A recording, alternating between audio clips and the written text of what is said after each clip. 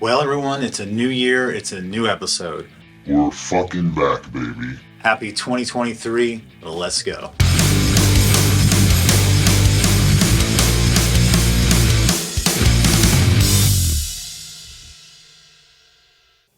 First things first, I want to wish everyone a very happy new year. I hope your holidays were great and that your year is off to a great start. In today's episode, we are going to finally take a look at my favorite... Dude, where the fuck have you been? You've been MIA for like 6 months. Hey man, nice to see you too. You know how it goes. Life just gets in the way sometime. Did you get COVID or something? Actually, yeah, I did. It kind of fucked me up. Threw off like the second half of my year. Real talk. Oh, sorry, man. Carry on or whatever. Thank you. As I was saying, today we're going to look at my picks for my top 10 albums of 2022. Finally, it's a little bit late. I'll admit this episode took a little longer than I thought because there was a lot of good records last year, and some of my favorite bands were the ones releasing those albums. Before I get started, let me break down how I came to these choices. Okay, so throughout the year, when I come across an album that I find myself listening to on multiple occasions, I put the album in a playlist and revisit it periodically. If the album stands up against the competition at the end of the year, it hits the chopping block. If they make the top 10, they make the list, and so on and so forth. So without further ado, let's get to number 10.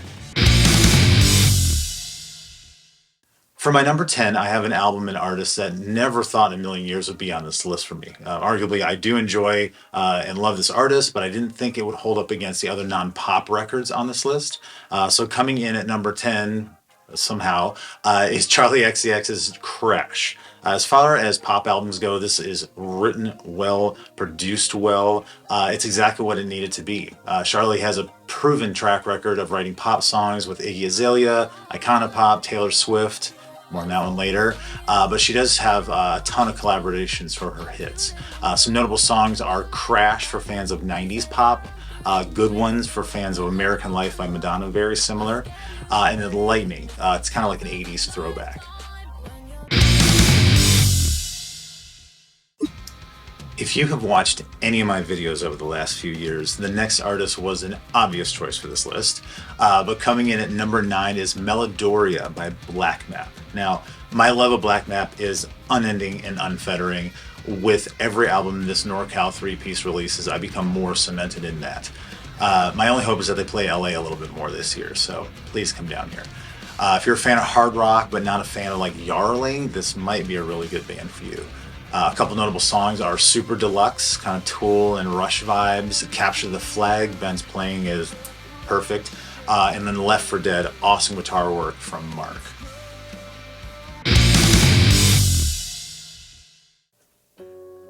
Coming in at number 8, we are looking at Alex G.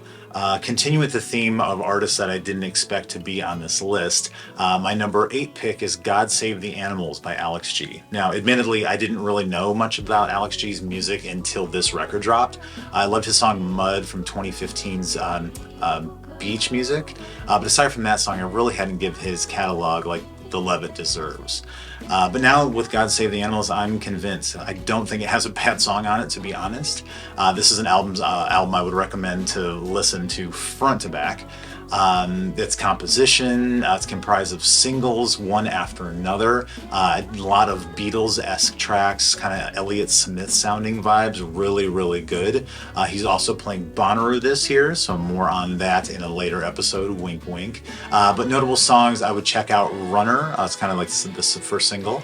Early Morning Waiting and Headroom Piano, super cool arrangement, just right things in the right place. And now coming in at number 7, we're going to take a look at Cave World by Viagra Boys. Now this is one of my new favorite bands. I've had them on my radar since about 2021, in that summer when they did a van session with some new music. And I remember thinking, I like what these guys are dabbling with, but I don't think they're pushing it far enough. Well, I'm happy to say I think they're pushing it far enough now. So they've got songs about evolving before others, stealing 90s parties favors, devolving and returning to our primitive ways with Return to Monkey. Now, I won't ignore the elephant in the room. Being a Devo fan, they very much towed that line of kind of being Devo-esque. But if they can get younger generations into back catalogs of bands like Devo and Oingo Boingo and things like that, man, sign me up. I'm an average dude trying to stay loose. I'm so all about that. I would check out for their 3 songs, Punk Rock Loser, Ain't No Thief, and Big Boy. Big Boy's bass line is really, really fun. Kind of reminded me of like drug-induced weed. Good stuff.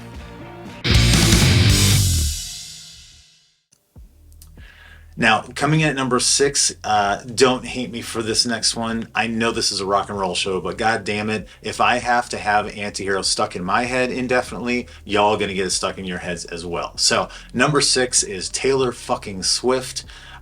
This Midnight's record is incredible. The songs are fire. The end. This chick is one of the best songwriters of our time. That is not deniable.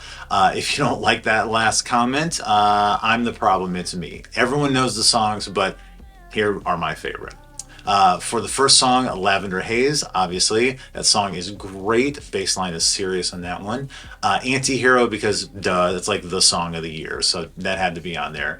And Bejeweled, the syncopated nature of her synths working with her vocal, super, super cool. And coming in at number 5, he is fucking legend, y'all. People, you knew this record was going to be on this list. Their records are always on my top 10 lists. Now, granted, I am their biggest fan, one of them if not, but their record wouldn't be here if it wasn't in the caliber of the other stuff on this list. So He's Legend seems to tweak their music taste a little bit with each release, but this definitely fits right in the catalogs. They do have more reserve songs on this album and heavier songs compared to other releases, but the opening track, Lifeless Lemonade or Time's Fake, prove that these guys aren't giving up their roots anytime soon. Just like I said about Black Map, please come to LA more. I miss you fucking guys. I would love to see you again. Fuck, tour with Black Map. I would like to see you both together. Y'all tour with the same bands anyway, so go out on the same run. At any rate, a couple notable songs. The Prowler, Lifeless Lemonade, and Time's Fake. Reminds me of some like old A Life Once Lost intro stuff, so very, very cool. I'll tell you what, Internet. Sometimes I live under a rock and become the horse needing to be led to water.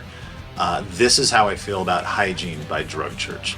This band is so in my wheelhouse of musical flavors, it's a miracle that it took me this long to discover them. Honestly, all things considered, I'm glad I came into the fold on this album. This band very quickly moved from the music equivalent of trying out a new takeout place into becoming one of my favorite restaurants, figuratively. Not only does this record fill the cold heart of mine with some happiness, I can listen to it endlessly and start it over and go again. Had a chance of seeing them open for the Bronx a few months ago, and everything on the album that they played from Hygiene translated wonderfully live. Patrick's voice was more of a yell than a singing live, which I didn't mind. It worked really, really well. Cannot wait to see them live again. Just please tour with Scout. They're fucking awesome.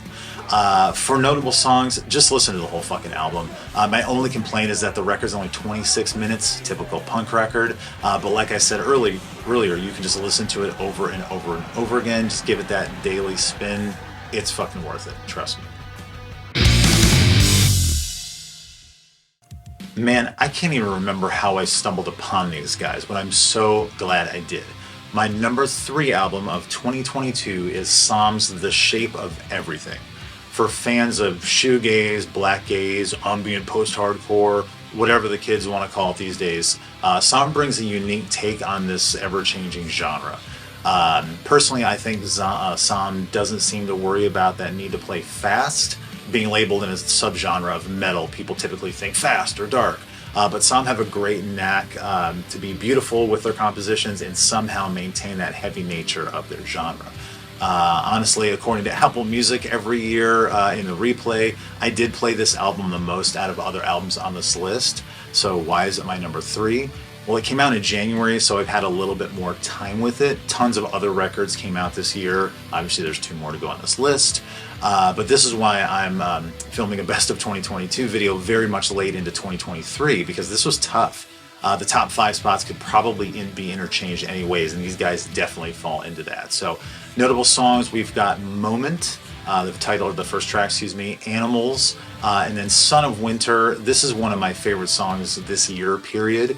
I'm going to actually do a top 10 songs of 2023. This is on that list, spoiler alert, but I could not ask for anything less with these guys. Great record. Cannot wait to see what the next record entails because of this record. So definitely check out Shape of Everything by Som. And you will know us by The Trail of Dead, longest name in the industry for one of the best bands in it. With their newest album 11, Bleed Here Now, Trail of Dead has built up their previous releases with a cap of excellence that only they could give to us. Truth be told, this was the record that almost made number 1. I really fought with this. If I could have picked 2, this would have been a joint win with number 1, but it's not how numbers work, so here we are. This record was fun because it takes a listen around a journey, not only like the band catering to the punk and metal fans, but they're also catering to the indie fans. You know, with the punkier stuff, rock stuff like No Confidence, Kill Everyone, they kind of flip that on its head with songs like Penny Candle or my personal favorite song, Water Tower. Behind Som, this is the record this is the record I listened to the most this year. At a little under an hour and 15 minutes. It doesn't feel like that long when you go through it because the songs are that solid. It's an easy 10 out of 10 for me.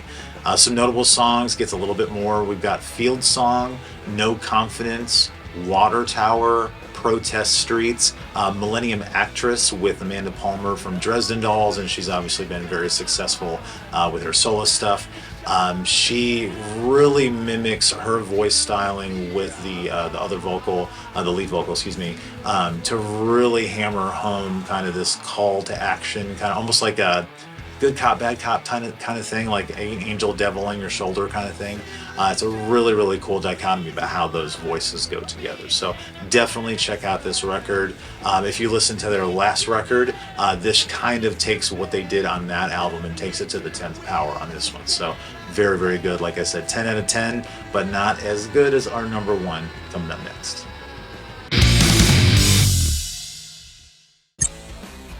Fucking Frank Turner, man, for the win. When this album came out, I had a pretty strong feeling it would make my top 10 list. I just didn't think that it would take the top spot. But all joking aside, it deserves it. This record was obviously written during the pandemic, which is, pretty obvious because of songs like The Gathering, talking about closing the gaps between us, and then songs like Haven't Been Doing So Well, obviously catering to the feelings of uneasiness and anxiety that we all had in 2020 and into 2021, and dealing with the dying wish of getting back to a fucking concert, for Christ's sake. But this album also talks about issues near and dear to Frank's heart. Songs like Fatherless, where Frank deals with the rough upbringing that he went through and his father's absent nature in his early years, to Miranda, where he is coming to terms with his father's new personality being a trans woman, but still wanting her to be his father. Weird dichotomy. Really heavy content. To make things even more heavy, songs like A Wave Across the Bay as a story talking to the ghost of his friend Scott Hutchinson, ex-singer of Frightened Rabbits, and coming to terms but understanding why Scott committed suicide. Still very, very heavy. You really can't listen to the song without crying still. Just thinking about it gets like the waterworks going. But these songs don't keep you down very long, because then he takes you into The Resurrectionists, Punches, Perfect Scores, songs that remind you of classic Frank Turner. This is an album that I can listen to over and over and over and over again and never get bored, just like the last 2. Once again, why this was so hard to put together. But if I'm driving in the car, the second I hit the seat, I'm going to play this record. Oddly enough, it's moving past my most played songs in Apple Music, and it's edging England Keep My Bones out of the top spots, which is, I don't know, coming to terms with that too. But FTHC, Frank Turner Hardcore, is my album of the year. Maybe going to be the album of the decade. Only time will tell. For notable songs, just listen to the whole fucking thing. Every song is good for its own respective reason. And I do think that all of them are perfect. Listen to it once with just, listening to the music, just kind of taking it all in. Then go back through and read the words.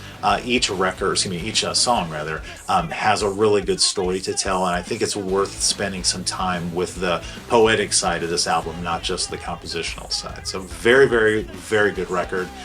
The top record of 2022 is Frank Turner, FTHC.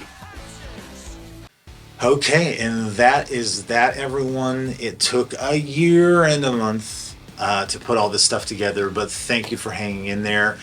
This was a really hard list to put together. I did not think that I would even say the top 5 albums would be interchanged like they were. I'm not going to lie, I had Psalm at the top of the list. I had Trail of the Dead at the top of the list, and they were just kind of fluctuating back and forth, and finally came down and really gave an intent listen to these records, specifically the top 3 over the last probably week and a half. And I still really couldn't decide until right before filming this. So thank you for your patience. It was really good to get back in the seat and back filming again after COVID stuff last year. That kind of threw off my rhythm for the rest of 2022. And I just, I would get a couple shows under the belt in my series for Shit From My Phone. It's essentially literally shit that I take at concerts from my phone for all the concerts that I go to. So just kind of catering to that audience a little bit. When I got back in this seat and actually started writing this, it seemed very, very foreign, but it's a really good place to be back in. I feel like my chi is back aligned, and we just have a lot of exciting stuff on the books for the coming up year.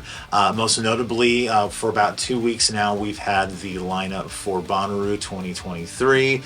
You all know that I am huge into that world, so we're going to go through each day and pick their top song, just like we did last year. I think we're going to space them out a little bit more since we're not starting these so close to the festival. We've got a few months to get this up and rolling, so we'll take our time with that. But I still want to do my top 10 songs of 2022, just because there was a lot of songs on albums that I didn't really think deserve to be on this list, but singles from those albums that are just constantly in my kind of repertoire of things that I'm playing daily. So I want to give those a little shout out, and then we're going to break down the lineup for Bonnaroo, and then we'll get into some more Coachella related content once we get closer to April. Just a lot of cool stuff coming down the pipe now that we're starting at the beginning of the year, not so much toward the festival season. So very excited to be back. Thank you for staying on the journey with me, for those that did. If you are looking forward to more videos and more content, yes, I'm going to say it, subscribe, hit the bell, do all the things down below,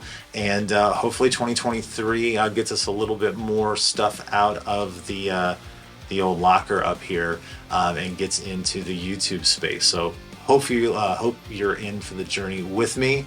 And with that, I'm going to say, see you in the next one, y'all.